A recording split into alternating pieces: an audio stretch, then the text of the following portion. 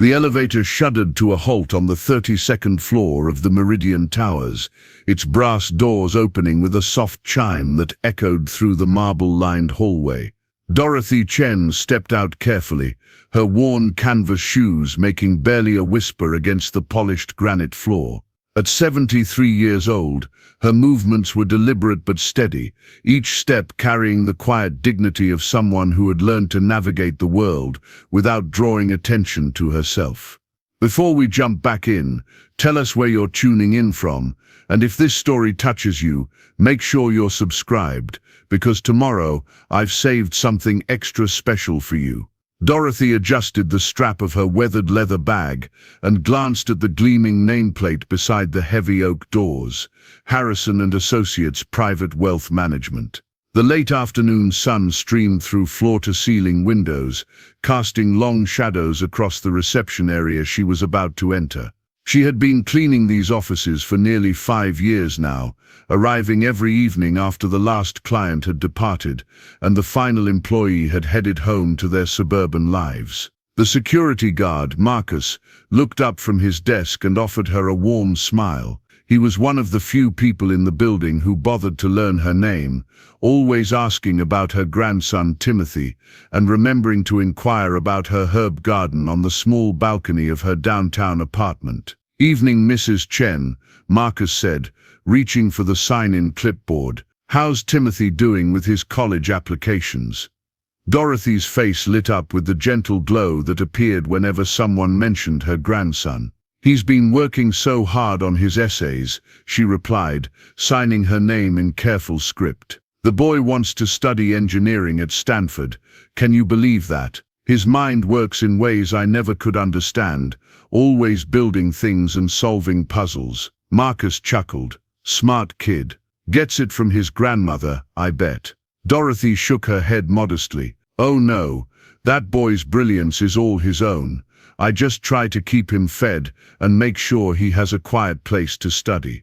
What Marcus didn't know, what none of the building's inhabitants knew, was that Dorothy had been raising Timothy alone since he was 8 years old. His parents, her son David and his wife, had died in a car accident during a winter storm, leaving behind a traumatized little boy and a grandmother who had to transform her quiet retirement into something entirely different. The modest savings she had accumulated during her working years had been depleted within 2 years of legal fees, therapy costs, and the everyday expenses of raising a child. That's when Dorothy had swallowed her pride and begun looking for work. At 68, with arthritic hands and a back that protested after long days, her options had been limited. But she discovered that commercial cleaning companies were often desperate for reliable workers who could pass background checks and show up consistently. The work was hard, but it paid enough to keep their small apartment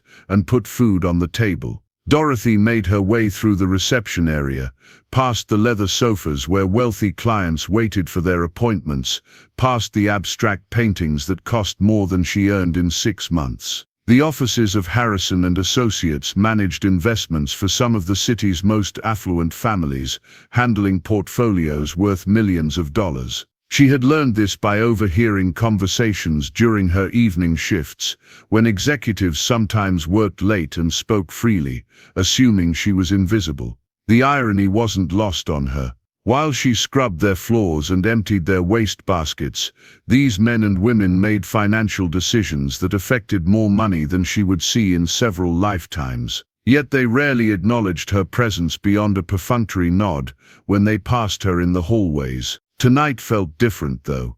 As Dorothy arranged her cleaning supplies in the utility closet, she could hear voices coming from the main conference room. It was unusual for the office to have activity this late on a Thursday evening. Normally, the financial advisors were eager to leave by 6 o'clock, rushing off to their dinner reservations and theater tickets. She began her routine in the smaller offices, working methodically through each space. Empty coffee cups found their way to the dishwasher, waste baskets were emptied and relined, desks were dusted with careful attention to expensive electronics and family photos. Dorothy had developed a system over the years that allowed her to work efficiently while maintaining the meticulous standards the firm expected. As she moved closer to the conference room, the voices became clearer. She recognized the booming laugh of Jonathan Pemberton, the firm's senior partner.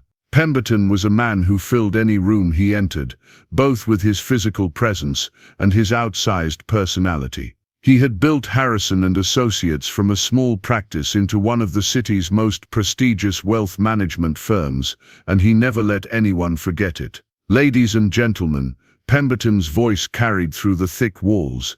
Tonight we celebrate another record-breaking quarter. Our clients have seen returns that exceed even their most optimistic projections. Dorothy continued her work, trying not to eavesdrop, but the conference room doors were open and sound traveled easily through the office space. She could tell from the clinking of glasses and the festive atmosphere that this was some sort of celebration, probably for the firm's top performers. Through the partially open door, she caught glimpses of the gathering. About 20 people were mingling around a catered spread that looked like it came from one of the city's most expensive restaurants. The men wore tailored suits that probably cost more than Dorothy's monthly rent, while the women were dressed in elegant cocktail attire with jewelry that sparkled under the crystal chandelier. At the far end of the conference room sat the firm's prized possession, a magnificent Bosendorfer grand piano. Dorothy had always wondered why a financial firm would have such an expensive instrument, but she had learned from overheard conversations that Pemberton's late wife had been an accomplished pianist. He had purchased the piano in her memory and had it installed in the conference room, where it served as both a memorial and a conversation piece for wealthy clients. The piano was a work of art, its ebony surface so perfectly polished that it reflected the room's lighting like a black mirror. Dorothy had cleaned around it countless times, always being extra careful not to touch the keys or disturb the fresh flowers that Pemberton had placed on top each Monday morning. As she worked her way toward the conference room, Dorothy noticed that the celebration was becoming more animated. Someone had apparently hired a small jazz ensemble to provide background music, and a few couples were even dancing in the space between the piano and the windows. The atmosphere was one of triumph and excess, the kind of party that only happened when very wealthy people had reason to celebrate becoming even wealthier. Dorothy kept her head down and focused on her tasks, but she couldn't help overhearing fragments of conversation as she emptied waste baskets in nearby offices. The BlackRock portfolio is up 37% this year.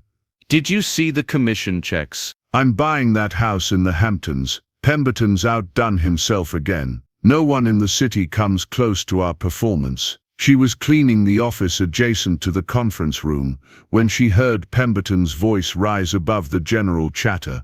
Before we wrap up this evening, he announced, I want to share something special with all of you. As you know, that beautiful piano belonged to my beloved Catherine. She used to play for our guests at parties just like this one. The room grew quieter as people turned their attention to their host. Catherine always believed that music had the power to bring people together, to create moments of real connection in our busy lives. She would have loved seeing all of you here tonight, celebrating not just our financial success, but the relationships we've built with each other and with our clients. Dorothy paused in her cleaning, touched by the genuine emotion in Pemberton's voice. She had never heard him speak about his late wife before, and there was a vulnerability in his tone that seemed uncharacteristic for such a forceful personality. Now Pemberton continued, his voice regaining its usual commanding quality. I have a challenge for everyone here. Catherine used to say that anyone could appreciate music, but it took real talent to create it. She believed that most people overestimated their abilities when it came to the arts. Several people laughed, apparently familiar with this philosophy. So here's what I propose, Pemberton said, and Dorothy could hear the mischief creeping into his voice. I'll write a check for $10,000 to the charity of choice for anyone brave enough to sit down at Catherine's piano and play something beautiful, something that would make her proud. The room erupted in nervous laughter and excited chatter.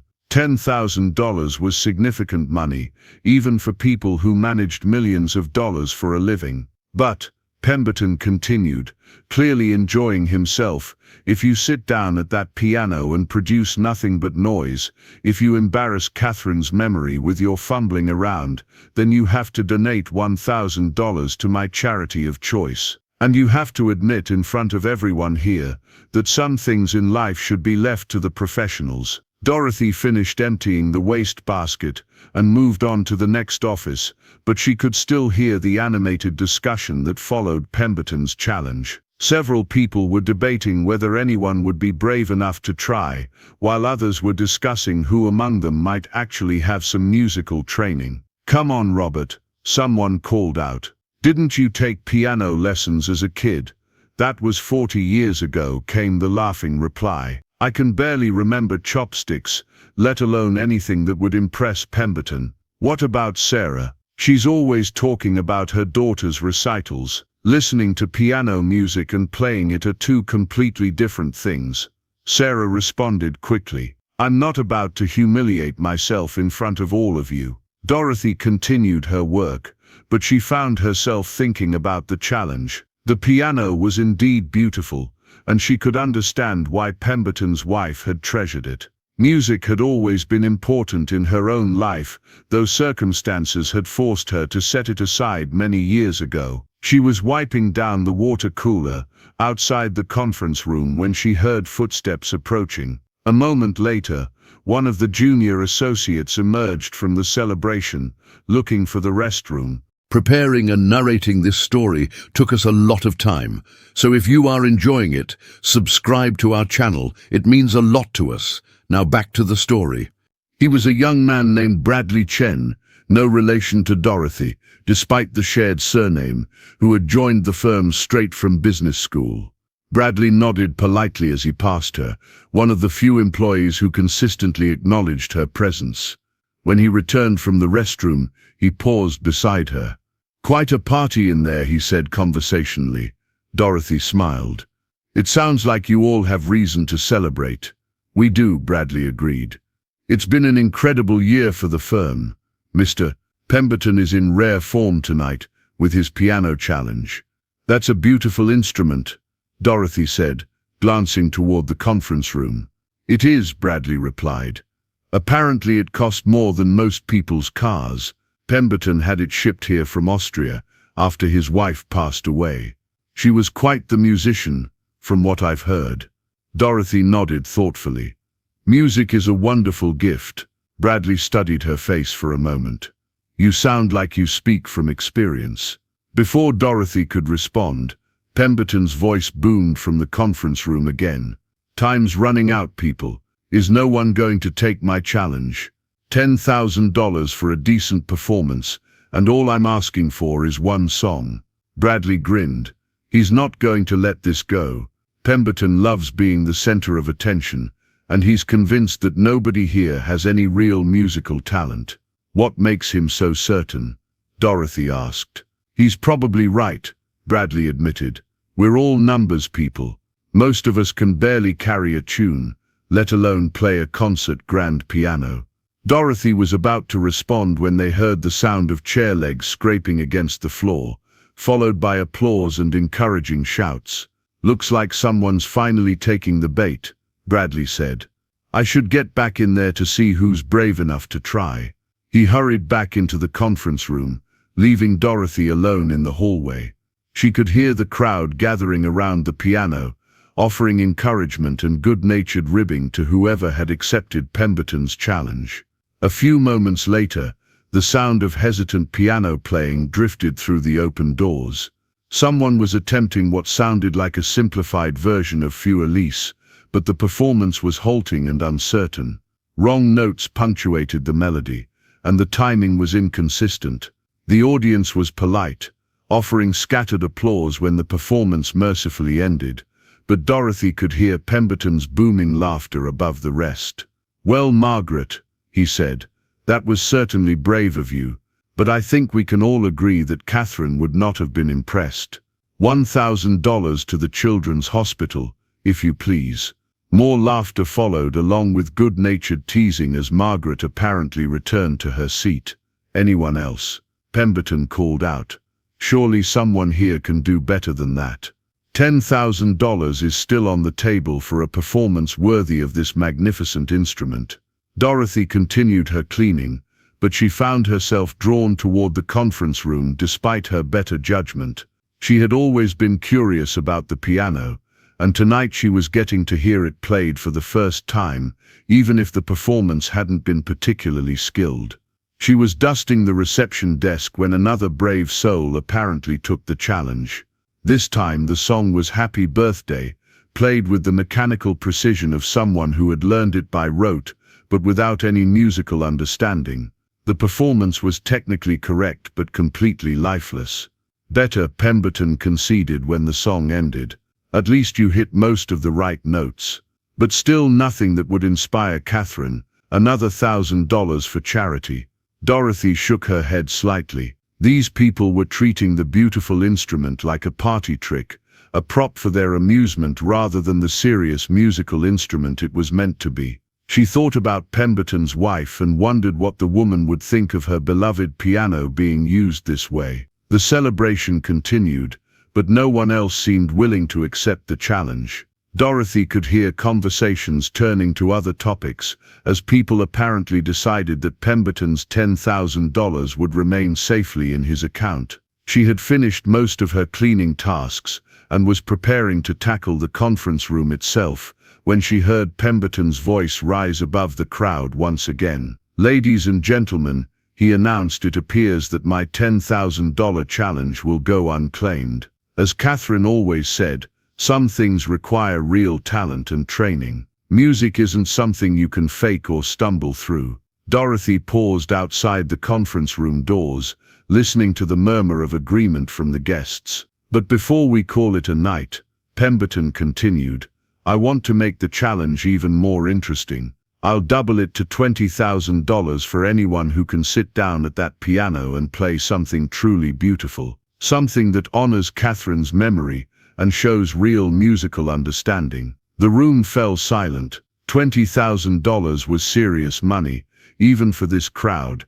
However, Pemberton added, and Dorothy could hear the smug satisfaction in his voice, "the penalty for failure also doubles. $2,000 to charity, and you have to admit that music should be left to trained professionals." More silence followed this announcement. Apparently even $20,000 wasn't enough to tempt anyone else to try. Dorothy had gathered her cleaning supplies and was about to enter the conference room when she heard something that made her stop in her tracks. "What about her?" a voice said. Dorothy recognized it as belonging to Richard Whitmore, one of the firm's most arrogant associates. "We've got our own live entertainment right here." There was confused murmuring, and then Whitmore's voice came again, louder this time. "The cleaning lady," he said, and Dorothy could hear the cruel amusement in his tone. "She's been eavesdropping on our little party all evening. Maybe she'd like to try her hand at earning $20,000. Dorothy's heart began to race. She hadn't been eavesdropping intentionally, and she certainly hadn't expected to become part of their entertainment. "Richard, that's inappropriate," she heard Bradley's voice protest. "Is it?" Whitmore replied.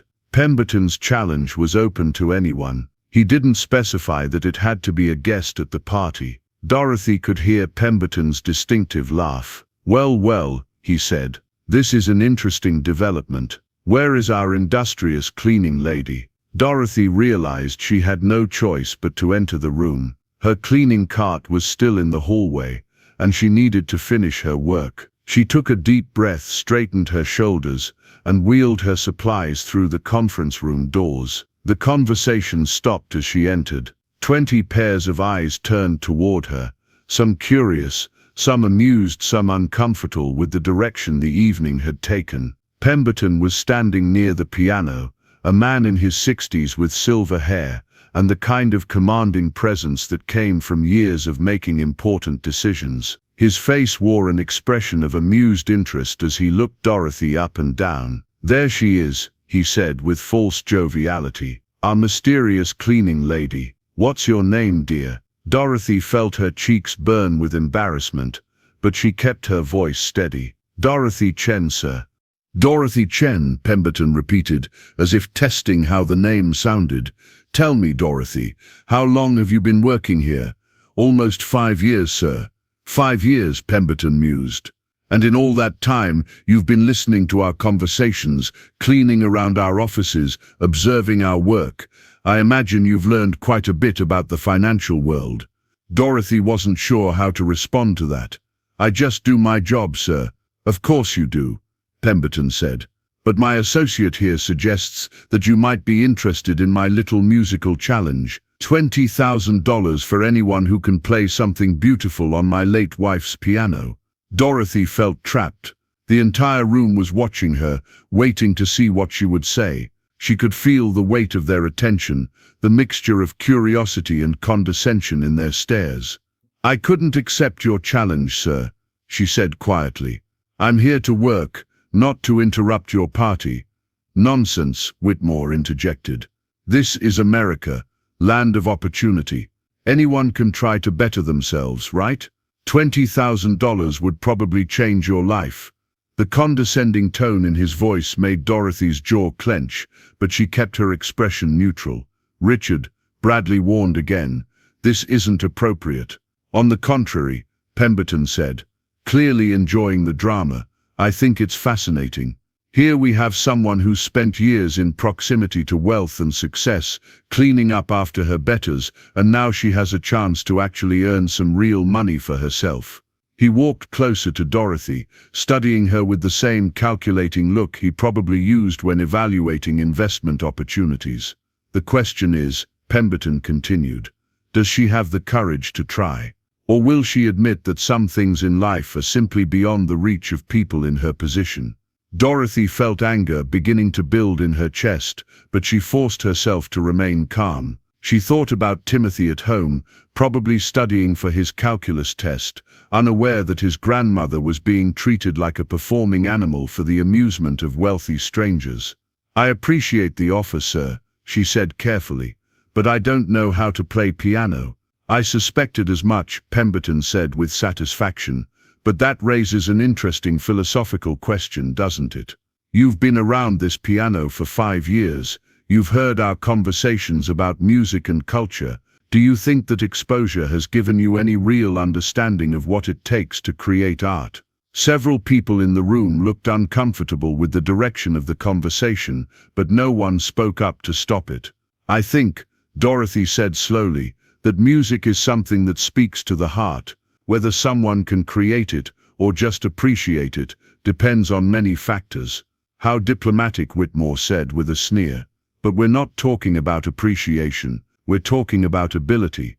Do you think you could sit down at that piano and produce anything resembling music?"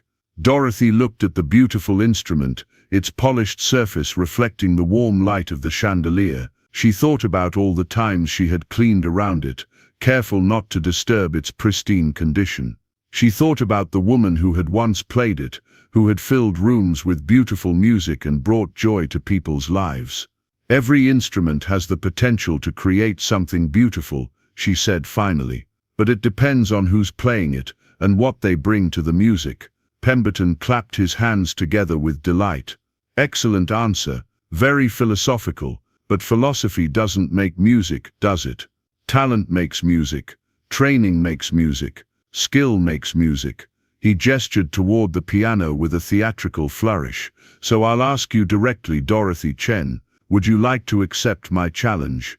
$20,000 if you can play something beautiful, something that would honor my wife's memory. $2,000 to charity, and a public admission that music should be left to professionals if you fail." The room was completely silent now. Dorothy could feel everyone watching her, waiting for her response. She knew that whatever she said would become a story these people told at future parties, probably with embellishments that made her look even more foolish. But then she thought about Timothy again, about the college applications he was working on so diligently, about the dreams he carried for his future. $20,000 would cover a significant portion of his college expenses. It would mean he could focus on his studies instead of worrying about student loans. And there was something else, something deeper that was stirring inside her as she looked at the piano. A memory of another time, another life, when music had been the center of her world instead of just a distant dream. $20,000, she repeated slowly. That's right, Pemberton confirmed. Enough to change your life, I imagine. Certainly more than you make in a year cleaning offices. Dorothy's anger flared at his casual dismissal of her work, but she pushed it down. She needed to think clearly about this decision. And if I don't play well enough, she asked. $2,000 to charity, Pemberton said. Plus you have to admit that some things in life require proper training and background. Some things aren't meant for everyone. Dorothy nodded slowly. She understood what he was really saying, what this challenge was really about. It wasn't about music at all. It was about keeping people in their place, about reinforcing the barriers between people like him and people like her. She looked around the room at all the faces watching her. Some seemed to be silently rooting for her, while others appeared to be enjoying the spectacle of her potential humiliation.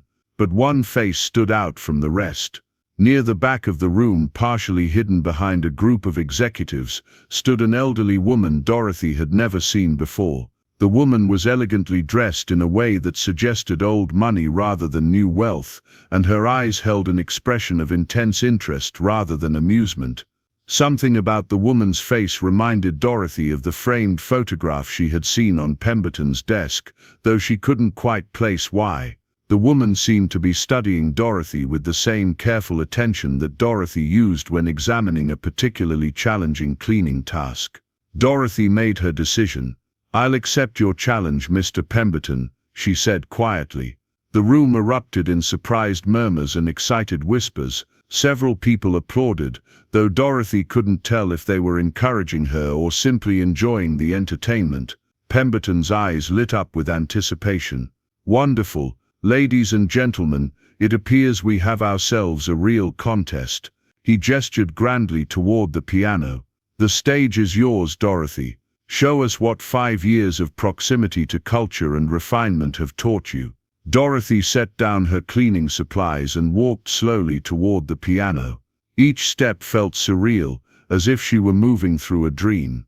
The beautiful instrument grew larger as she approached, its polished surface reflecting her humble work clothes and tired face. She reached the piano bench and paused for a moment, looking down at the keys. They were perfectly clean and precisely aligned, each one representing a note that could be combined with others to create infinite possibilities. "Take your time," Pemberton called out mockingly. "Though I suppose there's not much to prepare when you're about to admit you're out of your depth." Several people laughed, but Dorothy barely heard them. She was remembering other piano benches, other keyboards, other moments when music had been the most important thing in her world. She sat down carefully, adjusting the bench to the proper height without thinking about it. Her hands found their natural position above the keys, fingers curved in the posture that had been drilled into her so many years ago. The room grew quiet as people realized she hadn't immediately started banging on the keys like the previous volunteers had done. Something about her posture, her careful preparation, suggested that there might be more to Dorothy Chen than any of them had suspected. Dorothy closed her eyes for a moment and let her mind drift back to a time when music had been her language, her passion, her identity. She thought about the conservatory where she had studied, the recitals she had given, the dreams she had carried before life had taken her in a completely different direction. When she opened her eyes, she was no longer the tired cleaning lady who emptied waste baskets and mopped floors. She was a musician sitting before an instrument that could help her speak in the language she had almost forgotten how to use. She placed her fingers on the keys and began to play. The first note that emerged from the Bosendorfer was not what anyone in the room expected. Instead of the tentative plinking that had characterized the previous attempts, Dorothy's initial touch produced a rich, resonant tone that seemed to fill every corner of the conference room with its warmth and clarity. The sound hung in the air for a perfect moment before being joined by another note, then another, as Dorothy's fingers began to move across the keys with increasing confidence.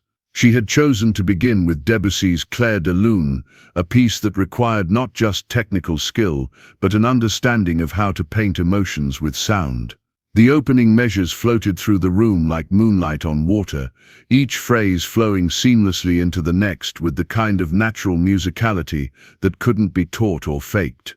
Jonathan Pemberton's expression changed from smug anticipation to confusion, then to something approaching alarm as he realized that what he was hearing was not the fumbling of an amateur, but the performance of someone who understood the instrument on a profound level. His mouth opened slightly as Dorothy's left hand began the gentle rolling accompaniment that provided the foundation for the melody, while her right hand sang the haunting tune with a sensitivity that brought tears to several people's eyes. The transformation was startling. The tired cleaning lady in her worn uniform had vanished, replaced by a musician whose entire being seemed to flow through her fingertips into the piano. Her posture was erect but relaxed, her shoulders moving slightly with the phrases, her head tilted in the universal gesture of someone listening deeply to the music they were creating. Richard Whitmore, who had started this entire spectacle as a cruel joke, found himself unable to look away from Dorothy's hands as they danced across the keyboard. The technique was flawless, but more than that, it was expressive in a way that revealed years of serious study and natural talent. This wasn't someone who had picked up a few songs by ear. This was a trained musician performing at a professional level. Bradley Chen felt his stomach drop as he began to understand the magnitude of what was happening.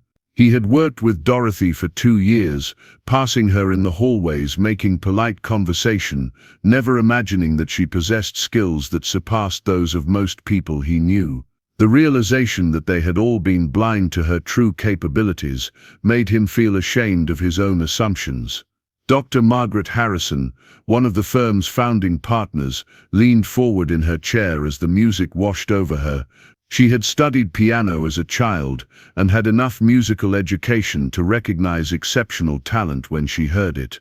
What Dorothy was playing required not just technical proficiency, but an understanding of musical architecture, of how to shape phrases and control dynamics to create an emotional journey for the listener. The mysterious elderly woman at the back of the room had tears streaming down her face as she listened to the performance. Unlike the others, she seemed to recognize not just Dorothy's skill, but something deeper about the way the music was being interpreted. Her hands were pressed to her heart, and she was nodding slightly as if Dorothy was confirming something she had long suspected.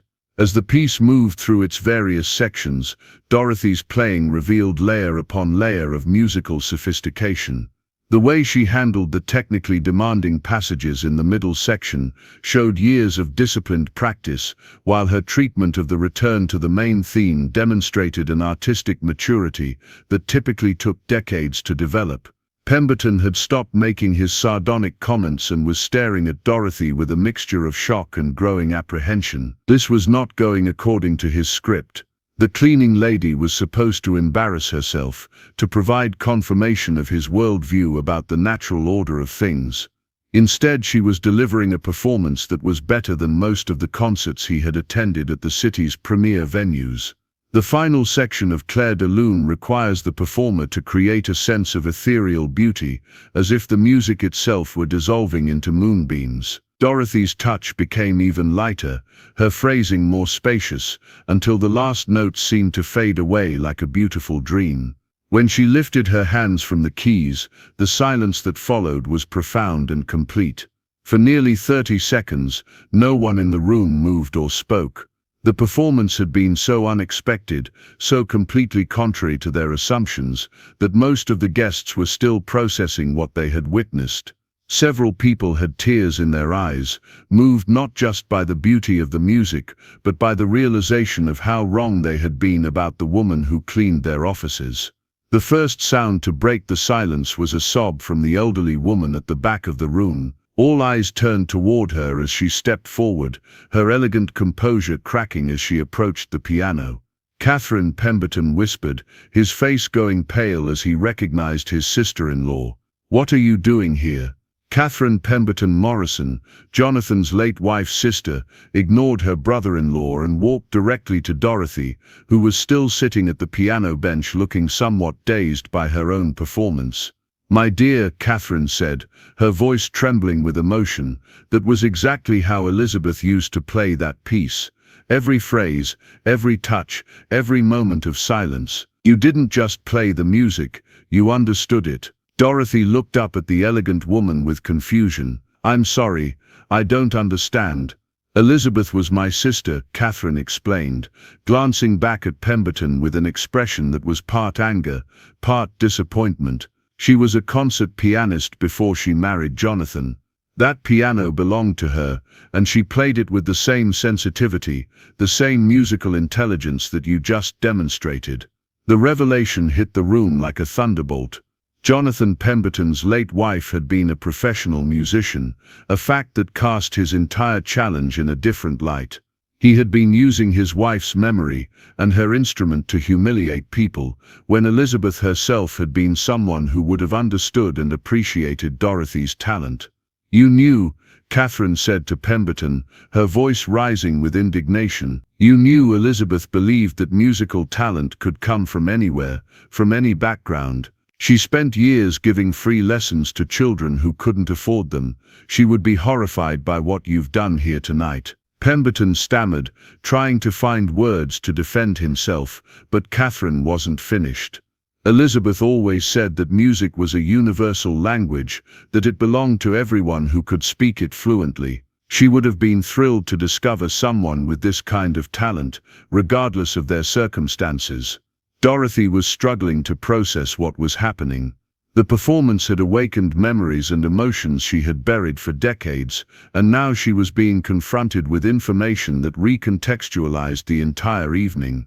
"Mrs. Morrison," Dorothy said quietly, "I didn't know about your sister, I just wanted to honor the music." Catherine knelt down beside the piano bench, taking Dorothy's hands in her own. "Tell me, dear, where did you learn to play like that? That wasn't amateur playing, that was the work of someone with serious training." Dorothy felt the weight of all those watching eyes, the expectation that she would explain herself, justify her abilities.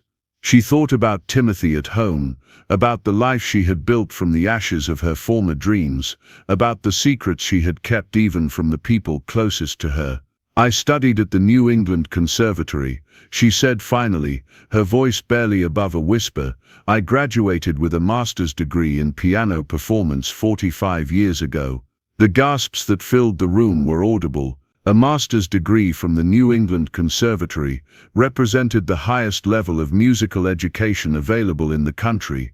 It meant years of intensive study, with world-class instructors, rigorous training in technique, theory, and performance practice. "You're a professional musician," Bradley said, his voice filled with awe and shame in equal measure. "I was," Dorothy corrected gently. "That was a very long time ago." "What happened?" Catherine asked with genuine concern. "Why aren't you performing?" Dorothy's story came out slowly, painfully, as she described the trajectory that had led her from the concert stage to cleaning offices. She spoke about her early career, the promising reviews from her debut recitals, the recording contract that had seemed within reach. She described meeting Robert Chen, a promising young composer who had attended one of her performances at a small venue in Boston. Their courtship had been built around their shared love of music. Robert wrote pieces specifically for her to perform, compositions that showcased her particular strengths as an interpreter. They had planned to build a life together, centered around their artistic collaboration, touring as a piano duo, and establishing themselves as a creative partnership. But life, as Dorothy explained to the captivated audience, had other plans. Robert's compositions, while beautiful, were too avant-garde for mainstream audiences and too traditional for the experimental music scene. Concert opportunities became scarce, and financial pressures mounted. When their son David was born, Dorothy made the difficult decision to step back from performing, to focus on raising their child while Robert continued to pursue his compositional career.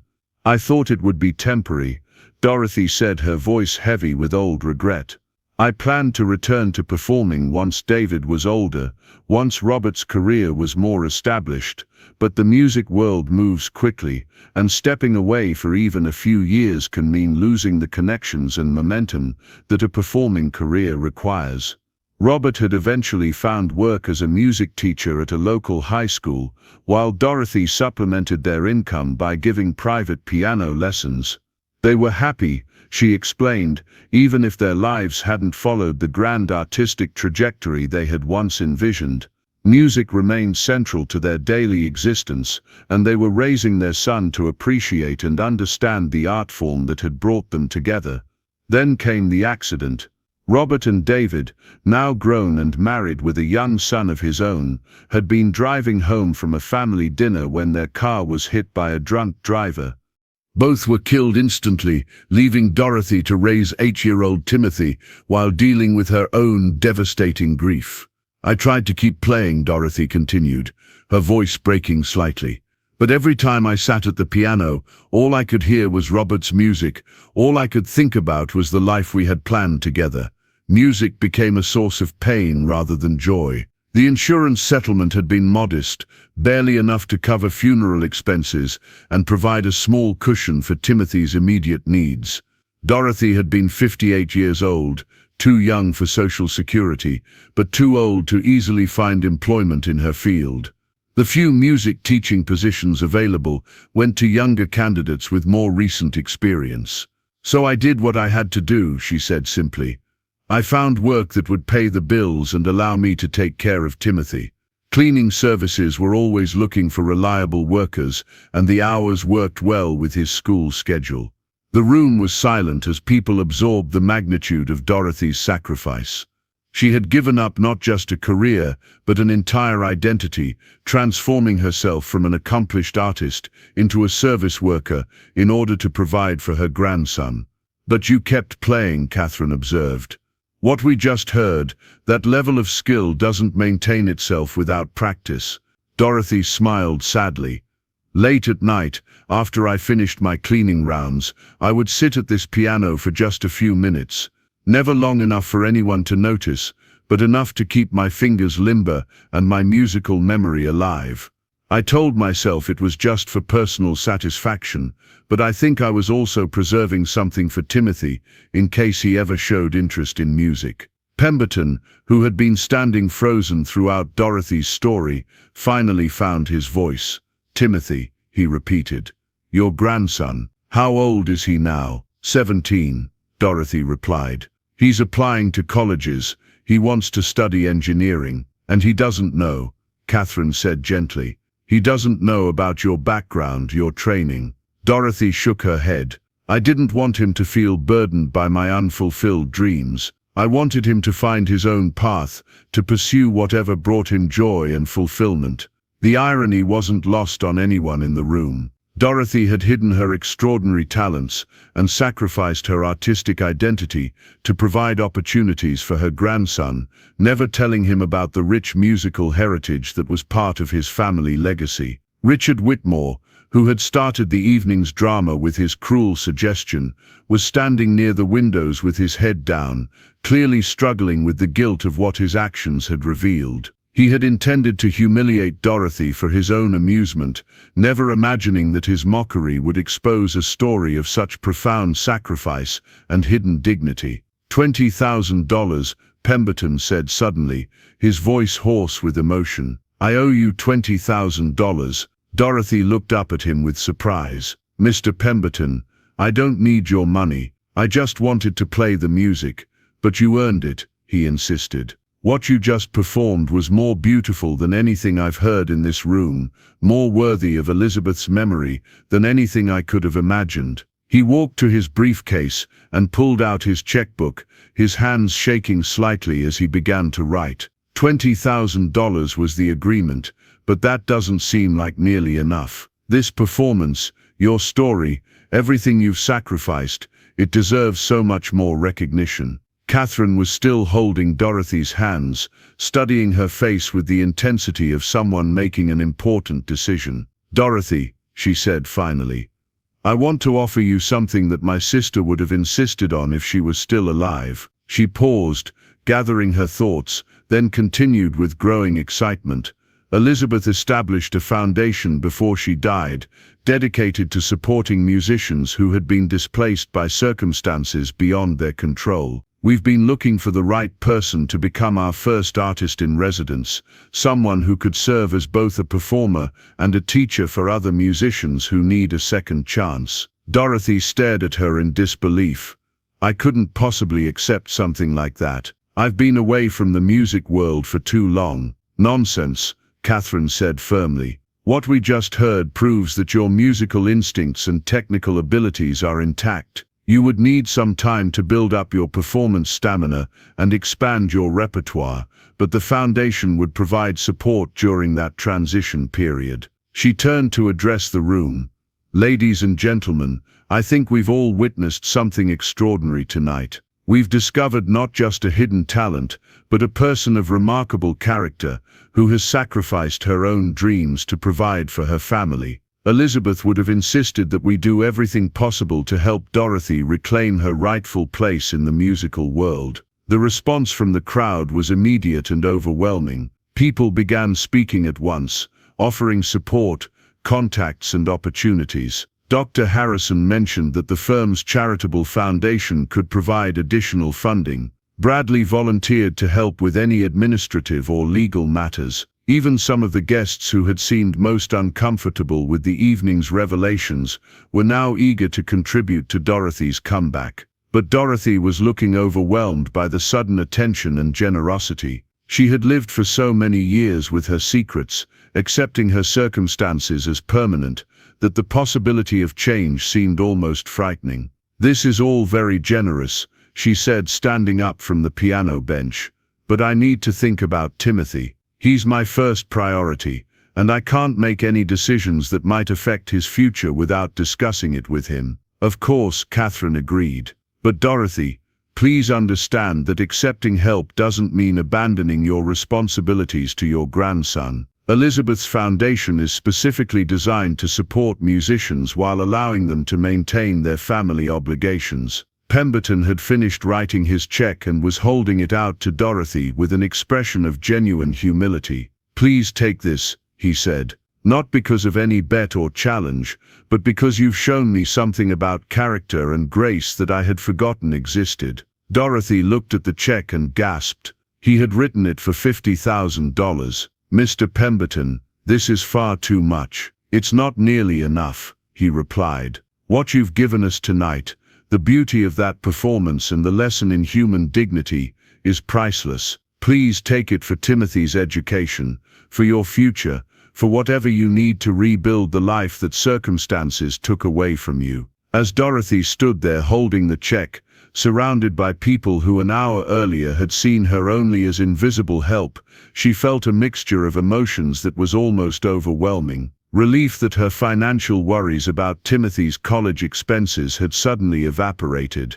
Gratitude for the unexpected kindness and support being offered by strangers. But also a deep sadness for all the years that had passed, all the music that had gone unplayed, all the dreams that had been deferred. Catherine seemed to understand her conflicted feelings. "Dorothy," she said gently, "Elizabeth used to say that it's never too late to become who you were meant to be. You've spent 15 years being the person Timothy needed you to be. Maybe now it's time to be both that person and the musician you never stopped being." The elderly woman's words resonated with something deep inside Dorothy's heart. For the first time in years, she allowed herself to imagine a future that included both her responsibilities to Timothy and her love for music. Perhaps it was possible to reclaim part of her artistic identity without abandoning the role that had defined her for so long. "There's something else," Catherine continued, her eyes sparkling with an idea that was clearly forming as she spoke. "The foundation has been planning a comeback concert series for displaced musicians. What if you were to be our inaugural performer? We could schedule it for next spring, giving you time to prepare a full program and build up your performance stamina." The idea sent a thrill of excitement through Dorothy, followed immediately by a wave of anxiety. It had been decades since she had performed for a paying audience, and the thought of returning to the concert stage was both exhilarating and terrifying. "I don't know if I could handle the pressure," she admitted. "Performance anxiety was never a problem for me when I was younger, but I'm not the same person I was then." "None of us are," Catherine replied with a gentle smile. "But that doesn't mean you're less capable, just different. Elizabeth always said that maturity brought depth to musical interpretation that youth couldn't provide. You've lived through experiences that have given you emotional insights that could make your playing even more powerful now than it was when you were starting your career." Bradley stepped forward, still looking somewhat shell-shocked by the evening's revelations. "Dorothy, I want to apologize for all of us. We've worked alongside you for years without ever really seeing you. That's our failure, not yours." Several other people nodded in agreement, murmuring their own apologies and expressions of regret. The atmosphere in the room had changed completely from the beginning of the evening. What had started as a celebration of financial success had become a profound lesson in human dignity and the dangers of making assumptions about people based on their circumstances. Richard Whitmore finally approached Dorothy, his face pale with shame. "Mrs. Chen," he said quietly, "I owe you the biggest apology of all. What I did tonight was cruel and thoughtless. I treated you like entertainment, like you were less than human. I'm deeply sorry." Dorothy looked at the young man with compassion rather than anger. "Mr. Whitmore, we all make mistakes when we forget to see the humanity in other people. What matters is what we learn from those moments." Her gracious response only made Whitmore feel worse about his behavior, but it also provided him with a model for how to conduct himself with more dignity in the future. As the evening wound down and guests began to leave, many stopped to speak with Dorothy personally, offering their business cards, their support, and their genuine admiration for what she had accomplished both as a musician and as a person. The transformation in how they saw her was complete and irreversible. Catherine was the last to leave, after spending nearly an hour discussing the practical details of how the Foundation's support might work. She left Dorothy with her contact information and a promise to follow up within the week with specific proposals for moving forward. "Remember," Catherine said as she prepared to go, "Elizabeth's piano is here, available for you to practice on whenever you need it. Jonathan has already agreed to give you after-hours access to the building." Pemberton, who had been unusually quiet since Dorothy's performance, nodded his confirmation. "It's the least I can do," he said. "The piano has been sitting here like a monument to something I never really understood. Maybe it's time for it to serve its true purpose again." The silence of the empty building was different now, no longer the lonely quiet of her cleaning routine, but the anticipatory hush of a practice room waiting for music to fill it. She played a few gentle scales, marveling at how natural it felt to have her fingers moving across the keyboard again. For 15 years she had convinced herself that this part of her life was over, that the practical demands of raising Timothy required her to sacrifice her artistic identity completely. But tonight had shown her that some parts of ourselves can't be permanently buried, that the things that make us who we are have a way of surfacing when we least expect them. The music had been waiting inside her all along, patient and ready to emerge when the right moment arrived. As she gathered her cleaning supplies and prepared to finish her work, Dorothy realized that this would probably be one of the last times she would end an evening in this building as simply the cleaning lady.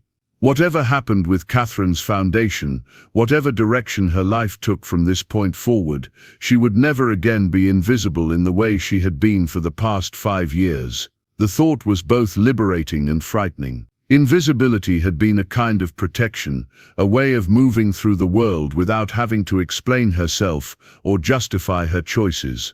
But it had also been a prison, preventing her from fully engaging with the possibilities that life might still hold. She wheeled her cart toward the elevator, thinking about the conversation she would need to have with Timothy when she got home. He deserved to know the truth about his grandmother's background, about the musical legacy that was part of his heritage. More importantly, he needed to understand that the sacrifices she had made were choices born of love, not resentment. As the elevator doors closed and began their descent to the ground floor, Dorothy caught her reflection in the polished metal surface. For the first time in years, she didn't see a tired cleaning lady looking back at her.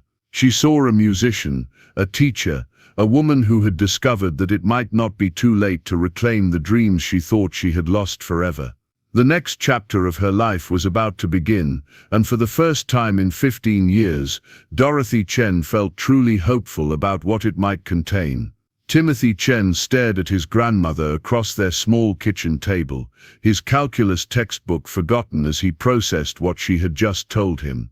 The morning sunlight streamed through their apartment window, illuminating the acceptance letter from Stanford University that had arrived 3 days earlier, along with the financial aid package that would still leave them short by thousands of dollars. "You're telling me," Timothy said slowly, "that you're actually a famous piano player." Dorothy smiled at his choice of words. "I was never famous, sweetheart. But yes, I was a professional musician before you came to live with me." Timothy shook his head in disbelief. "But why didn't you ever tell me? All these years I thought you were just a cleaning lady." Dorothy finished gently. "I am a cleaning lady, Timothy. That's been my job for 15 years. But it's not all I am." She showed him the photographs Catherine had helped her retrieve from storage the week before, pictures of her in elegant concert attire, standing beside grand pianos in prestigious venues, shaking hands with conductors and fellow musicians. To Timothy, who had only known his grandmother as someone who left for work each evening in her simple uniform, the images seemed to belong to another person entirely. "This is why you were always humming," he said suddenly. "And why you got that funny look whenever classical music came on the radio. I suppose I wasn't as good at hiding it as I thought," Dorothy admitted. Timothy was quiet for several minutes, studying the photographs and absorbing the implications of what his grandmother had revealed. Finally, he looked up at her with eyes that held both wonder and concern. "Grandma, you gave up all of this for me, didn't you?" Dorothy reached across the table and took his hand. "I didn't give up anything, Timothy. I chose what was most important. You were a little boy who needed someone to take care of him, and I was honored to be that person. But your career, your music isn't something you can lose," Dorothy said firmly. "It stays with you even when circumstances prevent you from sharing it with others. And now, thanks to what happened last week, I might have the chance to share it again." The events at Harrison and Associates had created ripple effects that continued to surprise Dorothy with their scope and intensity. Catherine's foundation had moved quickly to formalize their offer of support, providing Dorothy with a modest stipend while she prepared for her return to performing. More significantly, the story of the cleaning lady who turned out to be a conservatory-trained pianist had captured the imagination of the local arts community. Within days of the impromptu performance, Dorothy had received calls from music directors, journalists and fellow musicians who wanted to hear her story and offer their assistance. The narrative of hidden talent and unexpected revelation resonated with people in ways that went beyond simple human interest, touching on themes of class, dignity, and the assumptions people make about others based on limited information. "There's something else I need to tell you," Dorothy said, pulling out the check Jonathan Pemberton had written. "This should cover your college expenses with enough left over for graduate school if you decide to pursue it."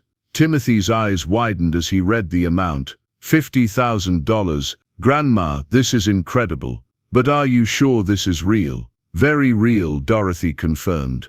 "And there's more. Mrs. Morrison has arranged for me to give a comeback concert at the Steinberg Auditorium next month. The proceeds will go toward establishing a scholarship fund for students whose families can't afford music lessons." The Steinberg Auditorium was one of the city's most prestigious venues, a beautiful hall known for its exceptional acoustics and distinguished history of hosting world-class musicians. For Dorothy, the opportunity to perform there represented both a dream come true and a source of considerable anxiety. Timothy was processing the magnitude of these developments with the analytical mind that had earned him admission to Stanford's engineering program. "So you're going back to being a musician?" "I'm going to try," Dorothy said. "But I'm not giving up my responsibilities to you. Mrs. Morrison has assured me that the Foundation's support is designed to help musicians maintain their family obligations while rebuilding their careers." She had spent the past week meeting with Catherine and the Foundation's staff,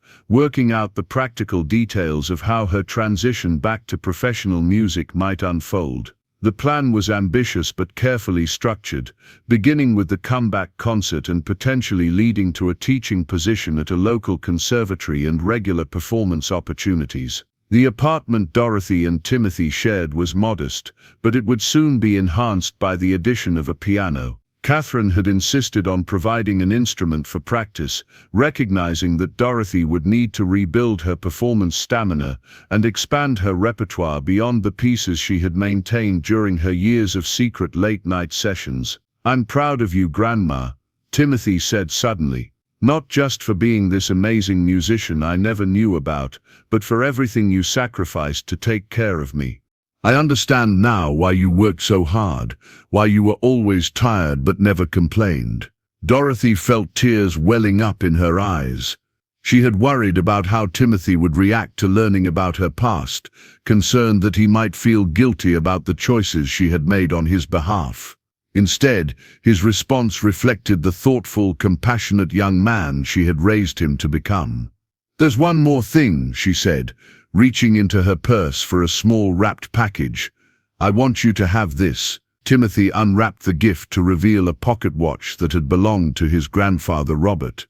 Dorothy had kept it stored away for years, too painful a reminder of her lost husband to display openly. But now it seemed like the right time to pass it on to Timothy, along with the story of the man who had written music specifically for her to perform. "Your grandfather would have been so proud of you," she said, as Timothy examined the intricate engravings on the watch's surface. "He always believed that music and mathematics were connected, that both required precision, creativity, and an understanding of underlying patterns." Timothy smiled, holding the watch up to catch the morning light. "Maybe I inherited more from him than just his name." The conversation was interrupted by a knock at their apartment door. Dorothy wasn't expecting visitors, but when she looked through the peephole, she was surprised to see Bradley Chen standing in the hallway with a large bouquet of flowers. "Bradley," she said as she opened the door. "What are you doing here?" "I hope you don't mind the intrusion," he said, looking somewhat embarrassed. "I wanted to apologize again for how we treated you, and to bring you these as a small token of respect." Timothy looked up with interest as his grandmother invited her former colleague into their apartment. Bradley had insisted on driving Dorothy home the night of the revelation, and she had mentioned him during their morning conversation. "You must be Timothy," Bradley said, extending his hand. "Your grandmother has told me so much about you. Congratulations on your Stanford acceptance." "Thank you," Timothy replied, studying the man who worked at the same office where his grandmother had cleaned for years. "Did you really not know about her background?" Bradley's face reddened with shame. "I'm embarrassed to admit that I never bothered to really get to know your grandmother beyond surface pleasantries. None of us did. We saw her job title and made assumptions about who she was as a person." He turned to Dorothy with a sincere expression. "I've been thinking about that night constantly, about how wrong we were and how much we missed by not seeing you as a complete person with your own history and talents." Dorothy offered Bradley coffee, and the three of them sat around the kitchen table as he shared his own reflections on the events at the office. The story had spread throughout the firm, creating conversations about workplace respect, assumptions based on class differences, and the hidden talents that might exist among people they interacted with daily. "Mr. Pemberton has been transformed by the experience," Bradley reported. "He's instituted new policies about how staff at all levels should be treated, and he's personally funding an employee enrichment program that will help people pursue education and career development opportunities." The changes at Harrison and Associates represented a broader shift in awareness that extended beyond a single workplace. The local newspaper had picked up Dorothy's story, leading to articles about overlooked talent among working-class individuals and the importance of recognizing human dignity, regardless of job classification. "There's something else," Bradley said, pulling out an envelope. "The entire staff at the firm wanted to contribute to a fund for your comeback concert. We raised enough money to cover all the venue costs and promotional expenses." Dorothy was overwhelmed by the gesture. "Bradley, this is far too generous. I can't accept money from people who feel obligated to make up for past oversights." "It's not about obligation," Bradley insisted. "It's about excitement. Everyone wants to attend your concert and support your return to music. You've inspired us to think differently about talent, perseverance, and the stories that exist behind the people we encounter every day." Timothy watched the exchange with growing understanding of how profoundly his grandmother's revelation had affected the people who thought they knew her. The respect and admiration in Bradley's voice was genuine, reflecting a fundamental shift in how he perceived both Dorothy specifically and working people generally. After Bradley left, Dorothy and Timothy spent the afternoon looking through the boxes of musical materials she had retrieved from storage. Sheet music, concert programs, reviews from her early performances, and photographs documented a career that Timothy was seeing for the first time. "Play something for me," Timothy requested as they sorted through the papers. "I want to hear what you sound like on a real piano, not just humming around the apartment." Dorothy had been dreading and anticipating this moment. The upright piano Catherine had arranged to have delivered was sitting in their living room, a tangible symbol of the changes taking place in their lives. She hadn't played it yet, still adjusting to the idea that she no longer needed to hide her musical activities. She sat down at the bench and adjusted it to the proper height,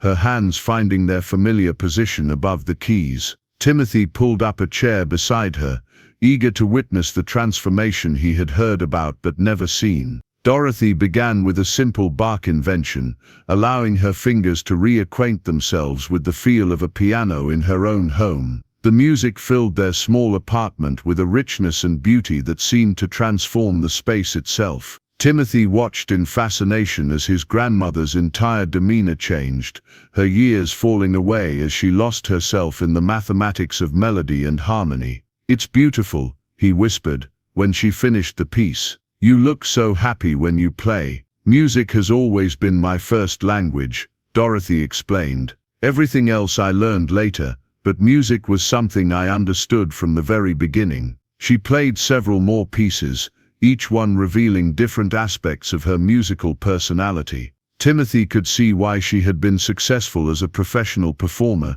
recognizing the combination of technical skill and emotional expression that separated true artists from competent players. As the afternoon progressed, neighbors began gathering in the hallway outside their apartment door, drawn by the sound of live classical music in their modest building. Dorothy could hear whispered conversations and occasional applause when she finished particularly beautiful passages. "I think you have an audience," Timothy observed with amusement. Dorothy opened their front door to find Mrs. Rodriguez from across the hall standing with several other tenants, all of whom looked embarrassed to be caught eavesdropping. "Please don't stop," Mrs. Rodriguez said quickly. "We've never heard anything so beautiful in this building. We didn't know you were a musician." Dorothy invited the small group into her apartment, where she continued playing while they sat on her sofa and kitchen chairs, creating an impromptu living room concert. The intimate setting reminded her of the salon performances she had given early in her career, before the pressure of professional success had made music feel like work rather than joy. The informal concert lasted for nearly 2 hours, with Dorothy playing requests and sharing stories about the composers and pieces she performed. Her neighbors listened with rapt attention, asking questions about musical techniques and expressing amazement at her skill. When the gathering finally dispersed, Timothy helped his grandmother organize the sheet music they had spread across the apartment. "Grandma," he said thoughtfully, I think I understand now why you kept this part of yourself hidden. It's not just about being modest or not wanting to seem like you were bragging. Dorothy looked at him curiously, interested in his perspective. You were protecting something precious, Timothy continued. If people had known you were this accomplished musician, they might have treated you differently, but not necessarily better. They might have pitied you or felt awkward around you. Dorothy was impressed by her grandson's insight. That was part of it, she agreed. But I was also protecting myself from the disappointment of remembering what I had lost. It was easier to pretend that music wasn't important to me anymore than to acknowledge how much I missed it. The following weeks brought a whirlwind of activity as Dorothy prepared for her comeback concert. Catherine had assembled a team of music professionals to support her transition back to performing, including a coach to help with stage presence and a repetiteur to assist with musical preparation. The media attention surrounding her story continued to grow, with interviews and feature articles that portrayed her as a symbol of resilience and hidden talent among working-class individuals. Dorothy was uncomfortable with being turned into a representative for broader social issues, preferring to focus on the music itself rather than the circumstances that had led to her rediscovery. The concert program she developed told the story of her journey through carefully selected pieces. She began with the Debussy Clair de Lune that had revealed her identity at the office party, moving through works by Bach, Chopin, and Brahms that demonstrated different aspects of her musical personality. The centerpiece of the program was a world premiere performance of one of Robert's compositions that she had never had the chance to play publicly.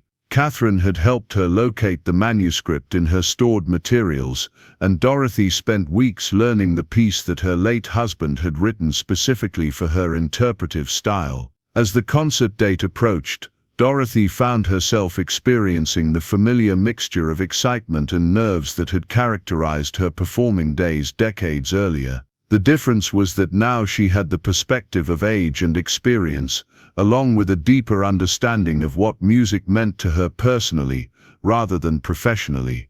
Timothy attended all of her practice sessions at the auditorium, serving as both emotional support and practical assistant. He had taken a gap year before starting at Stanford, using the time to help his grandmother with her transition and to explore his own interests in music and mathematics. The night of the concert, the Steinberg Auditorium was filled to capacity with an audience that included everyone from Dorothy's former colleagues at Harrison and Associates to music critics from major publications. Catherine had ensured that tickets were available at various price points, making the performance accessible to people from all economic backgrounds. Timothy sat in the front row with Catherine and several musicians who had known Dorothy during her earlier career and had come to witness her return to the stage.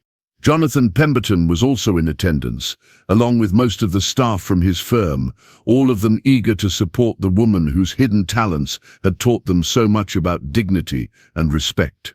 As Dorothy walked onto the stage in her elegant concert attire, the audience rose in a sustained ovation that lasted several minutes.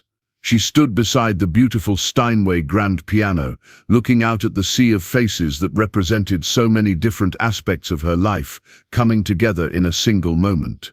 When the applause finally subsided and she sat down at the piano bench, Dorothy felt a sense of completeness that she hadn't experienced in 15 years. This was where she belonged, sharing the language of music with people who understood its power to connect human hearts across all boundaries of class, age, and circumstance. The opening notes of Clair de Lune filled the auditorium with their familiar beauty, but tonight the performance had an added dimension of emotional depth that could only come from someone who had lived through loss, sacrifice, and rediscovery.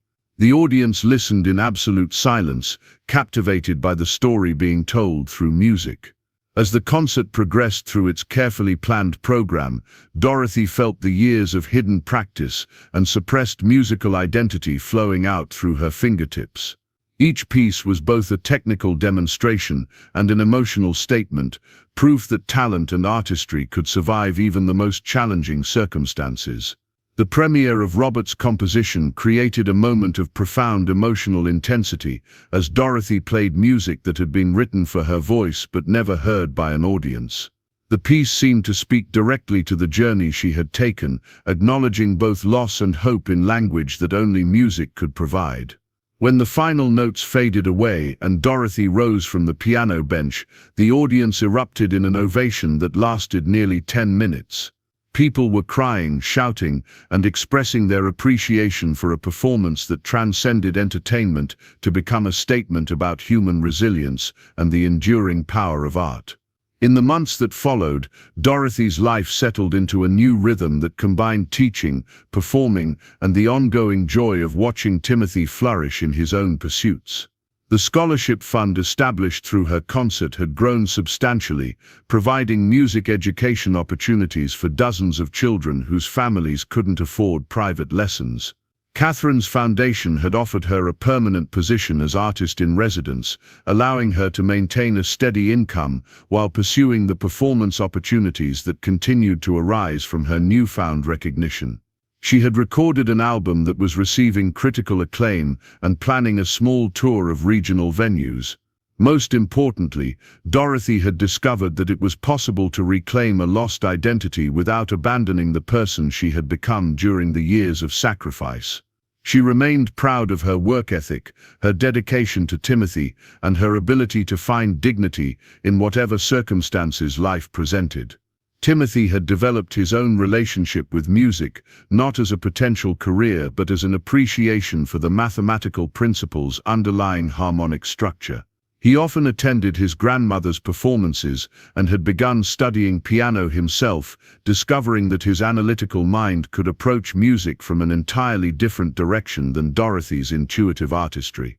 The transformation extended beyond Dorothy's personal circumstances to create lasting changes in how people thought about talent, class, and the assumptions they made about others. Her story had become a catalyst for broader conversations about respect, dignity, and the complex lives that exist behind every job title and social classification. As Dorothy prepared for another concert on a Saturday evening 6 months after her initial revelation, she reflected on the unpredictable nature of life's timing. The moment when Richard Whitmore had mockingly suggested she try to play the piano had seemed like potential humiliation, but had instead become the beginning of her return to herself. Standing in the wings of another prestigious venue, waiting to walk onto another stage, Dorothy felt grateful for all of it, the years of sacrifice that had taught her what really mattered, the love of a grandson who had given her life purpose, and the music that had waited patiently for her to find her way back to it. The applause began as she walked into the spotlight, but this time Dorothy wasn't nervous. She was home. 5 years had passed since Dorothy Chen's life changed forever in that conference room at Harrison and Associates. The morning sun filtered through the windows of her new studio apartment, a space specifically chosen for its excellent acoustics and room for the beautiful Steinway baby grand that now served as the centerpiece of her daily routine. At 78, Dorothy moved with the same deliberate grace she had always possessed, but now her mornings began with scales and arpeggios rather than cleaning supplies. Timothy had graduated from Stanford with highest honors in mechanical engineering and was now pursuing his doctorate at MIT, specializing in the intersection of mathematics and music technology. His thesis explored the computational analysis of emotional expression in piano performance, directly inspired by watching his grandmother's return to the concert stage. They spoke every Sunday morning, their conversations weaving together updates about his research with discussions of the pieces Dorothy was preparing for her upcoming performances. The scholarship fund established through Dorothy's comeback concert had grown into a comprehensive program that provided music education to over 300 children annually. Catherine Morrison, now 85 and serving as the foundation's president emeritus, often remarked that Elizabeth would have been thrilled to see how her sister's vision had evolved into something far grander than originally imagined. Dorothy's teaching studio occupied the converted garage behind her apartment, equipped with 3 pianos and soundproofing that allowed her students to practice without disturbing the neighbors. Her roster included children from the scholarship program alongside adult students who had been inspired by her story to pursue their own delayed musical dreams. The diversity of ages and backgrounds created a unique learning environment where 8-year-old prodigies worked alongside 60-year-old beginners, all united by their love of music and respect for their teacher's journey. Marcus Williams, the security guard from her cleaning days at Harrison and Associates, had become one of her most dedicated adult students. At 55, he had decided to fulfill his lifelong dream of learning piano, using the money he had saved from years of overtime shifts to pay for lessons. His progress was steady rather than spectacular, but Dorothy found immense satisfaction in watching him discover the joy of making music for the first time in his life. The transformation at Harrison and Associates had persisted long after the initial shock of Dorothy's revelation. Jonathan Pemberton had implemented sweeping changes to the firm's culture, establishing mentorship programs, educational assistance funds, and regular forums where employees at all levels could share their experiences and perspectives. The company had become a model for workplace respect and dignity, often cited in business publications as an example of how a single moment of recognition could catalyse lasting organizational change. Richard Whitmore, the associate whose cruel suggestion had inadvertently launched Dorothy's comeback, had left the financial industry entirely. The shame of his behavior that night had prompted deep self-reflection about his values and treatment of others. He now worked as a social worker in underserved communities, dedicating his career to helping people whose circumstances had forced them into situations where their talents and dignity were overlooked.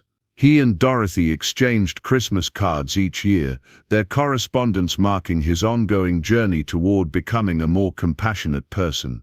Bradley Chen had risen to partner at the firm, using his position to champion policies that recognized the full humanity of all employees.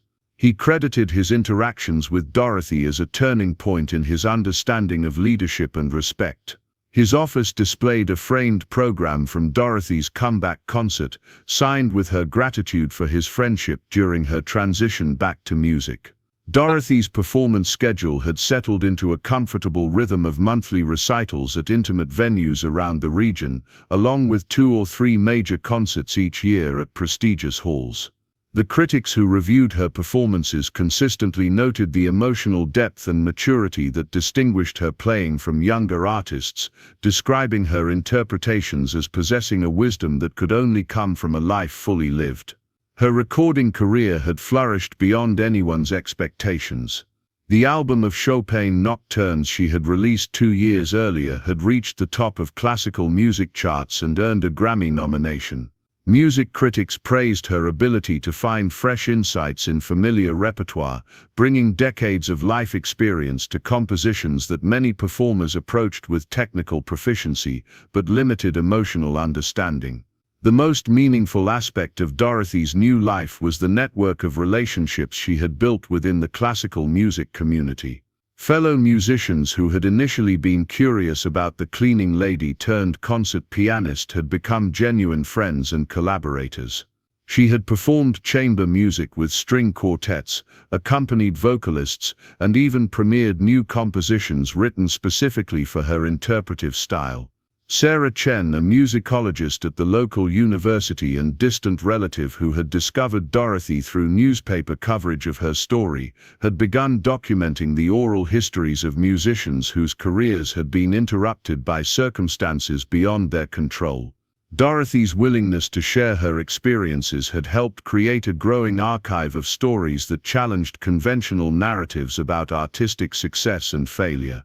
The apartment Dorothy now called home was a far cry from the modest space she had shared with Timothy during his high school years. The walls were lined with concert posters, photographs with fellow musicians, and framed reviews of her performances. But the most treasured items were the letters she received from young people who had been inspired by her story to pursue their own musical dreams despite challenging circumstances. One particular letter from a 16-year-old girl whose family had immigrated from El Salvador described how learning about Dorothy's journey had given her the courage to audition for her school's jazz ensemble despite her parents' concerns about the practicality of musical pursuits. The girl had been accepted into the program and was now considering applying to music schools for college. Dorothy's daily routine began with 2 hours of practice, usually focusing on technical exercises to maintain her finger strength and agility. At 78, she was acutely aware that her physical capabilities were not what they had been in her youth, but she had learned to compensate through more efficient practice methods and careful attention to ergonomics. Her afternoon teaching schedule allowed her to share not just musical knowledge but life wisdom with students who often sought her guidance on matters extending far beyond piano technique. The evenings were often spent in correspondence with other musicians, reviewing scores for upcoming performances, or reading the books on music theory and history that helped keep her intellectually engaged with her art form. She had begun writing her own memoir, encouraged by Timothy and Catherine to document not just her musical journey but her perspectives on class, dignity, and the assumptions people make about others based on limited information.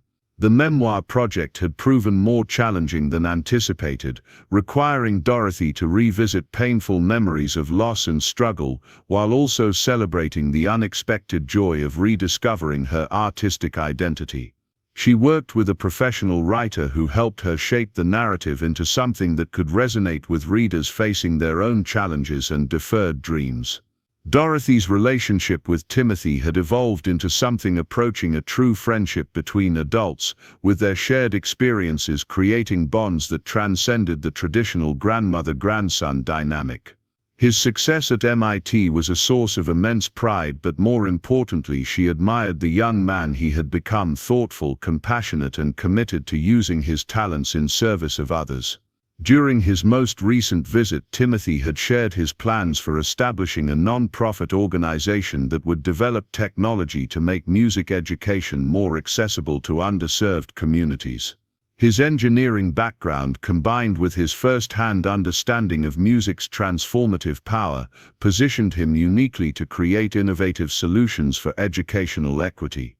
The foundation Catherine had established in her sister's memory had grown into a nationally recognized organization, with Dorothy serving as its most visible spokesperson and success story. She traveled several times each year to conferences and workshops where she shared her experiences with social workers, educators, and arts administrators working to identify and support hidden talent in unlikely places. These speaking engagements had become an unexpected aspect of Dorothy's new career, one that she approached with the same careful preparation she brought to her musical performances. She spoke about the importance of seeing people as complete individuals rather than just their job titles, about the resilience required to maintain hope during difficult circumstances, and about the ways that art could provide meaning and connection across all social boundaries. The questions from audiences often focused on practical matters. How had she maintained her musical skills during 15 years away from professional playing? What advice did she have for other people whose circumstances had forced them to set aside their passions? How could workplaces and communities better recognize and nurture hidden talents among their members? Dorothy's responses drew from both her personal experience and her observations of other students and musicians she had encountered during her comeback journey. She emphasized that talent without opportunity was tragically common, that circumstances rather than ability determined most people's career trajectories, and that it was never too late to reclaim important parts of one's identity. The most rewarding aspect of these presentations was meeting other people whose stories echoed elements of her own journey. A former construction worker who had returned to painting after retirement, a nurse who had started a community theater program, a grocery store manager who had begun teaching himself violin in his 50s. These encounters reinforced Dorothy's belief that artistic talent was far more widespread than cultural institutions typically recognized. As Dorothy prepared for her afternoon teaching schedule, she reflected on the unexpected trajectory her life had taken since that evening at Harrison and Associates. The cleaning lady who had spent years invisible to the people around her had become a symbol of hidden potential and second chances, but more importantly, she had found her way back to the music that had always been her truest form of self-expression. The doorbell rang, announcing the arrival of her first student of the day, Mrs. Rodriguez. Her former neighbor, who had been among the first to hear Dorothy play in her apartment, was now working through a simplified arrangement of Fur-Elise with the determination of someone discovering joy in unexpected places. At 62, she approached the piano with the enthusiasm of a child and the focus of an adult who understood that time was precious.